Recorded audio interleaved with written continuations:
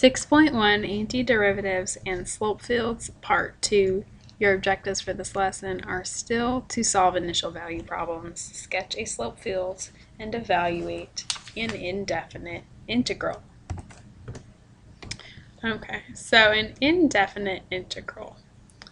The set of all antiderivatives of a function is the indefinite integral of f with respect to f(x) and is denoted by the integral f of x dx. You'll notice that just with a definite integral, you have your integral sign. So this is the integral sign. You have your integrand, that function is the integrand. And you have the variable of integration. Okay.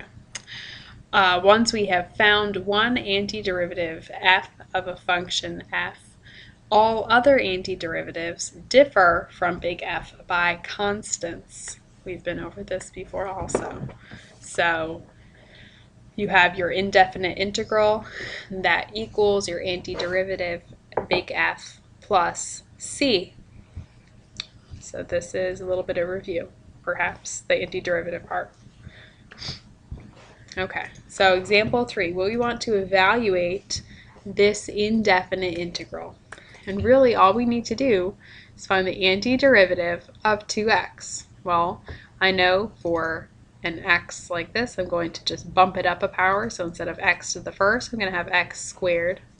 Then I'm going to take my coefficient and divide by my new exponent.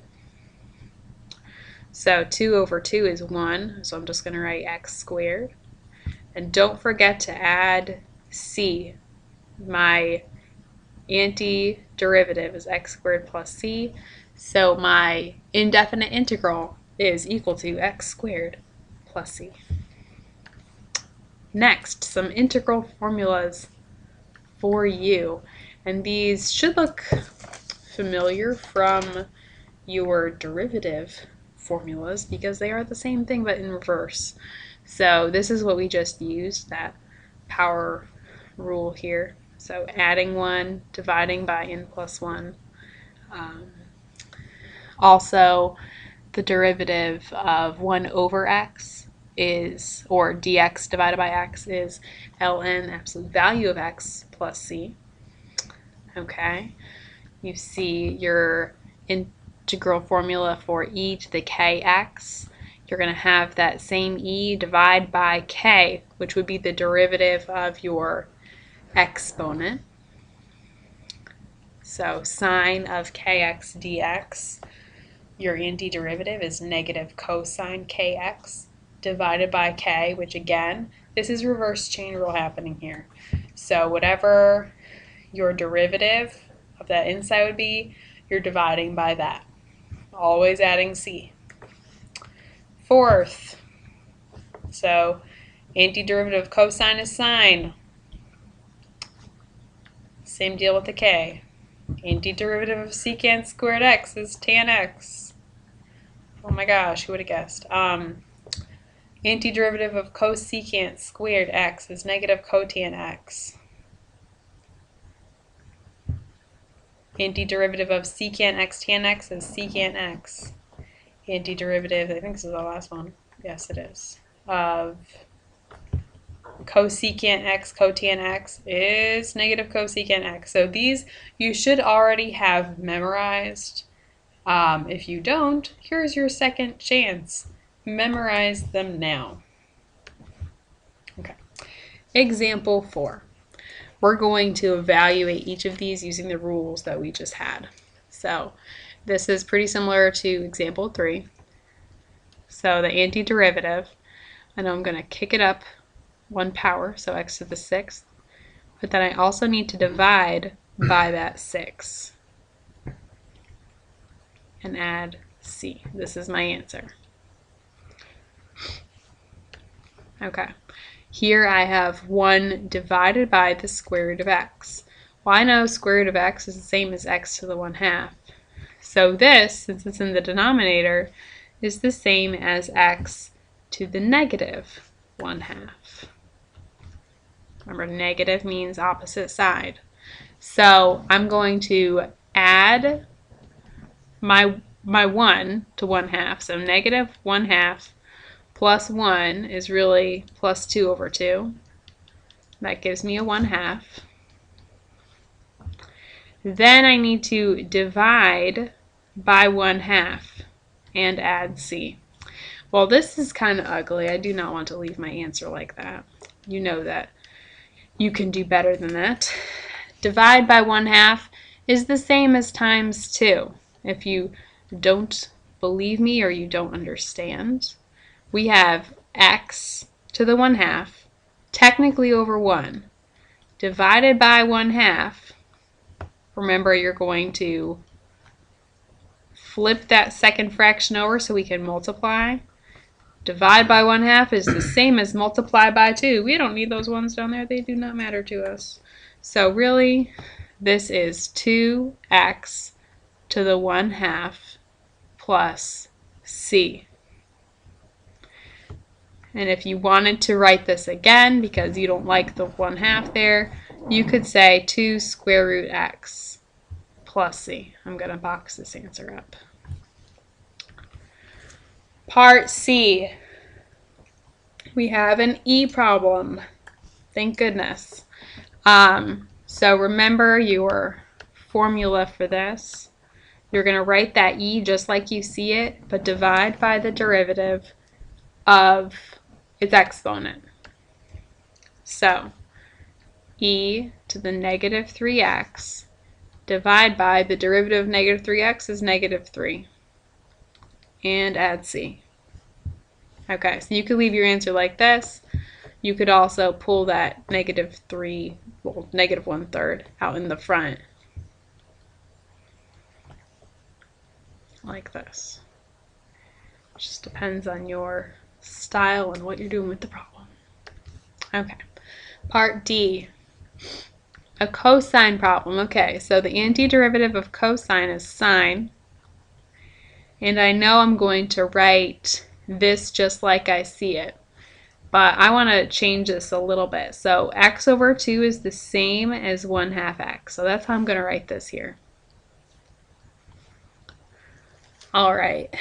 Now I need to divide by the derivative of the inside, which is 1/2. Well, we just went through this. I don't need to do it again. When I divide by 1/2, I'm really multiplying by 2. So I have 2 sine 1/2 x plus c. Oh, if you wanted to go back, I'm sorry, if you wanted to go back and change this back to an x over 2 plus c, you could do that also, and that would be beautiful. Example 5, we need to evaluate the integral x sine x dx. Well, this one is a little bit different than what we've looked at because we have multiplication, but this x is not a constant. So the first thing that I want to do with this is actually graph it and make sure that this is a continuous function. So let's do that. We have x sine x. And yes, that does squiggle around quite a bit, but it is continuous. Nothing gonna poke us in the eye here. So really, since that is continuous, I can integrate from 0 to x, okay? And I can do that because it is continuous. You can integrate, you can do the definite integral of continuous functions. Okay. So this is an antiderivative of my function. And I already know from my definition earlier that the integral, indefinite integral of this function that I'm looking at, x sine x dx, is the antiderivative plus c. And I can use this guy here to find the antiderivative a little bit more easily. And then I just have to really tack a c onto the end. So that's what we're going to do here. And we're going to use the calculator to integrate this for now.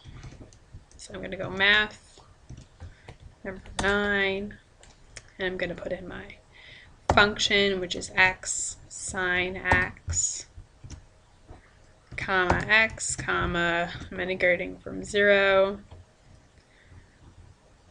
to x.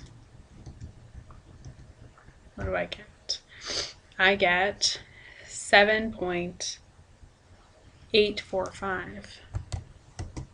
Okay, so this would be 7.845 plus c.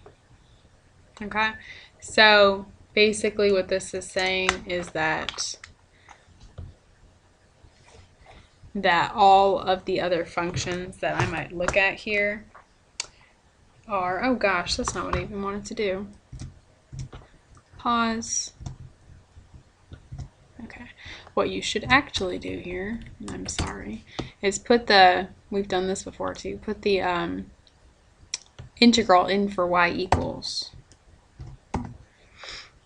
So you're entering it the same way.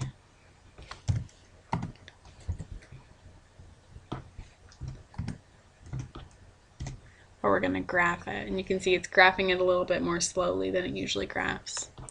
So this plus c is our antiderivative. This is our solution. And the plus c just means that you can shift this graph up or down. It's going to have the same shape, but this is your antiderivative graph of the integral.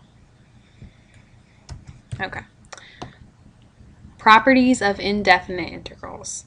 And these should be familiar to you also, although we haven't used them with antiderivatives specifically.